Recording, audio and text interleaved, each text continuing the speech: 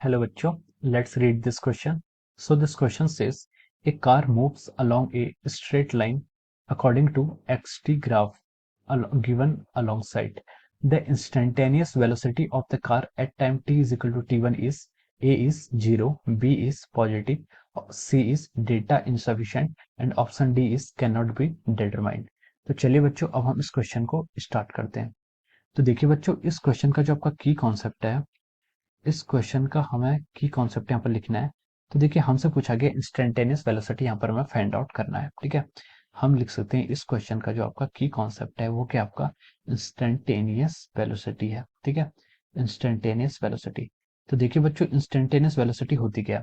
Instantaneous velocity होती है आपकी, वेलोसिटी क्या होती है आपकी D x by D T. ठीक है, अगर हम क्या करें किसी पर्टिकुलर इंस्टेंट पर, अगर कोई बॉडी आपका मोशन कर रही है और हमें किसी पर्टिकुलर इंस्टेंट पर उसकी वेलोसिटी को फाइंड आउट करना है, तो वो वेलोसिटी क्या कहलाती है? उसकी इंस्टेंटेनियस वेलोसिटी कहलाती है।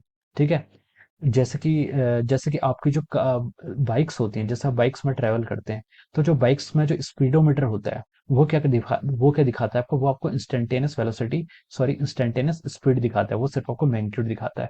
तो वो क्या होता है? आपका इंस्टेंटेनियस स्पीड होता है, यानी कि एट ए पर्टिकुलर सेकंड। अब जैसे ही आप डी एक्सिलरेट करेंगे या फिर एक्सिलरेट करेंगे, तो उसका जो मीटर होता है, जो उसका मीटर में जो आपका नीडल होता है, तो मिडिल या फिर आजकल डिजिटल होता है, तो वो क्या होता है आपका मिडिल या फिर जो आपका डिजिटल होता है वो एकदम से क्या होता है? इंक्रीज होता है या फिर डिक्रीज होता है।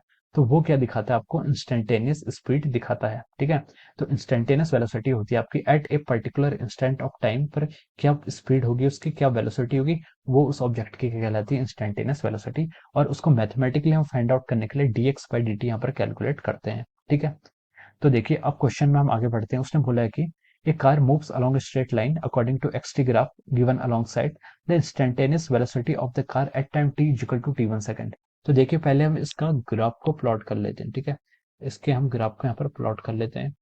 ये आपका क्या है? ये आपका टाइम एक्सिस है, और आपका जो वाई एक्सिस के अलॉन्ग है ये आपका क्या है? पोजिशन एक्सिस है। ओके, अब देखिए पार्टिकल ने आपका मोशन आपका यहाँ से स्टार्ट किया और ये मूव करते करते करते आपका यहाँ पर आ गया। ठीक है, दिस इज द, और यहाँ पर क्या है देखिए, एक पॉइंट ऐसा है जहाँ पर आपका T1 पॉइंट, जहाँ पर हमसे पूछा गया कि उसकी इंस्टेंटेनियस स्पीड बताइए। ठीक है, तो देखिए अगर हम इस ग्राफ को मोशन को एनालाइज करें, तो हमें पता चल रहा है कि देखिए पार्टिकल की पोजीशन और टाइम का ग्राफ है। ठीक है, जब जीरो पर था तो पार्टिकल, जब टाइम 0 सेकंड था तो पार्टिकल जीरो पे था, और जैसे ही आपका टाइम बढ़ा पार्टिकल की पोजीशन क्या होती गई? बढ़ती गई बढ़ती गई, पार्टिकल की पोजीशन बढ़ी है।